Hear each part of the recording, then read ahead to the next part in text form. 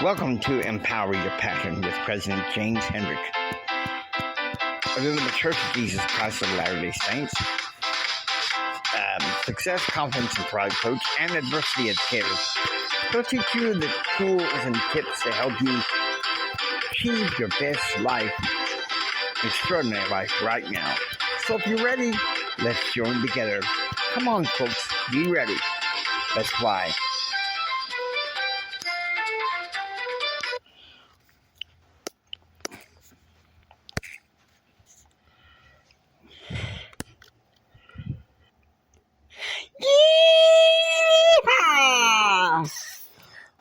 Welcome, Pattern Realm. This is Jimmy. I'm getting my zest back as far as wanting to podcast. I know it's been crazy. What can I say? You know, my father's death has taken a lot out of me. But that's okay, because what we're going to do, we're going to talk about empowering yourself. And if I can get technology to cooperate, which it don't want to sometimes.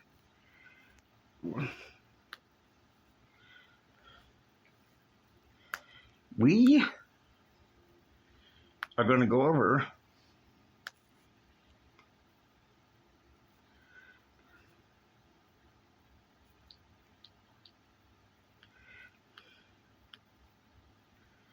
let's see.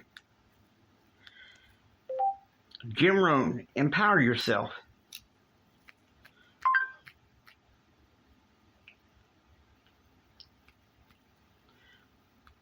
Jim Rohn, empower yourself. Here we go.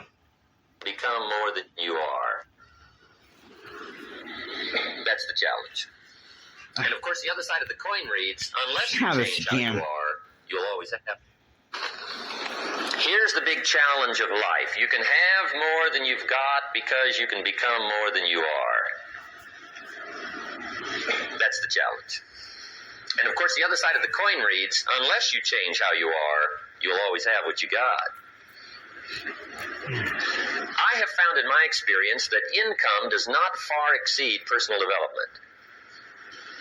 Now, sometimes income takes a lucky jump, but sure enough, unless you grow out where it is, it'll usually come back where you are. Life has strange ways. If somebody hands you $1 million, best you become a millionaire quickly, so you get to keep the money.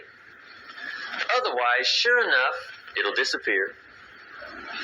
Somebody once said, if you took all the money in the world, divided it up equally among everybody, it would soon all be back in the same pockets. Incredible. Success is something you attract, not something you pursue. Success is looking for a good place to stay. So instead of going after it, you work on yourself. Personal development. See, the major question to ask on the job is not what are you getting? The major question to ask on the job is what are you becoming? See, the big question is not what am I getting paid here? The big question is what am I becoming here? Because true happiness is not contained in what you get. Happiness is contained in what you become. So that's our major subject for tonight, personal development. Of all the assignments Mr. Schoaf gave me at age 25, this was probably the most difficult. In fact, I'm still working on this one. I think it's an unending challenge to see what you can become. The next subject is called Basic Laws. And it's good to study the basics.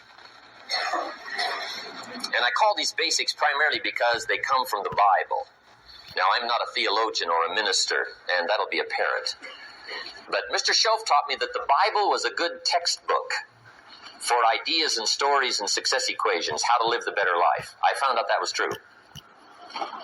He also taught me that the Bible is as practical as it is spiritual, and I found out that's true. If you look at your bank account and your income and you're not happy, there are several places in the Bible to check to see what the heck's wrong so you can make the changes. And we're going to cover some of those tonight, called basics. Okay. The next subject is my favorite, setting goals. Mr. Schoaf taught me how to set goals. What a favor that was. One morning at breakfast, shortly after I met him, He said, Jim, let me see your current list of goals, and let's go over them and talk about them. He said, maybe that's the best way I can help you get a better direction started. And I said, I don't have a list. He said, well, is it out in the car or home somewhere? I said, no, sir. I don't have a list anywhere. He said, well, young man, that's where we got to start. He said, I can tell you right now, if you don't have a list of your goals with you, he said, I can guess your bank balance within a few $100s. Which he did. And that got my attention. I said, you mean my bank balance would change if I had a list of goals? He said, drastically. That day, I became a willing student how to set goals. And sure enough, learning how to set goals changed my life. And I often wondered why no one had ever taught me how to set goals up until age 25. I went to high school, but if they offered it, I missed it. I went to college for a year, never heard it. I worked for Sears. Really?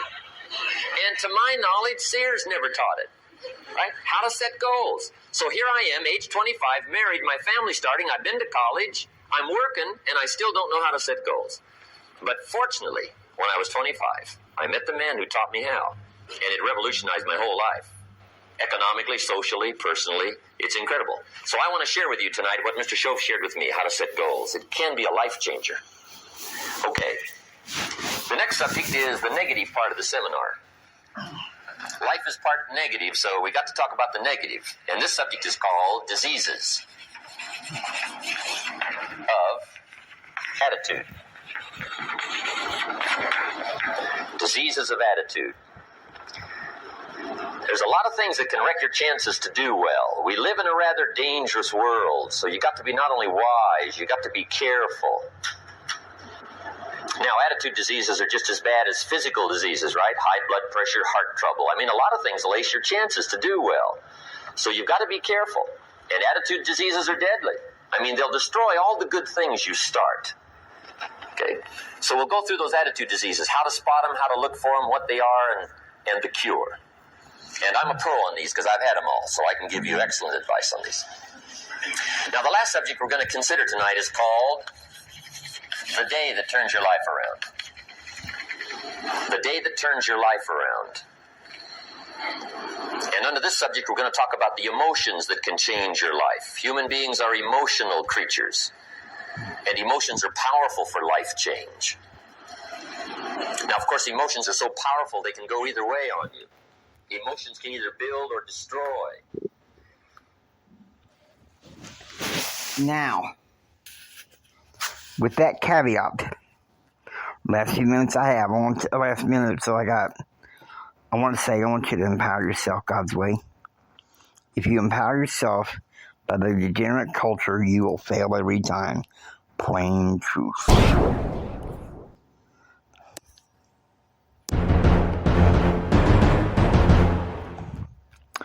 I implore you to do that. It's time for us to stand up for what's right. I mean, it's okay to have nice things, to desire nice things, but we don't want them having us. And sometimes we might be called to compromise between our faith and our business. I want to encourage you not to do that. I want you to empower yourself God's way and in accordance to God's plan. I'm hoping that helps you understand. Now, I hope you enjoy listening to Empower Your Pattern. If you like what you hear, please subscribe and become a part of Pattern Realm. This is Jimmy saying until next time, don't sit there and take it. Build your dreams and take so you can take it. Do what others don't so you can be what others won't. And do what others won't so you can have what others can't. Please share this with Mama Son, Papa Son, and everyone. This is Jimi Hendrix saying until next time, choose, act, and pursue happiness. God bless you. And remember this, from the bottom of my heart, Jimmy loves you. I really, really love you. God bless you, and have a blessed day.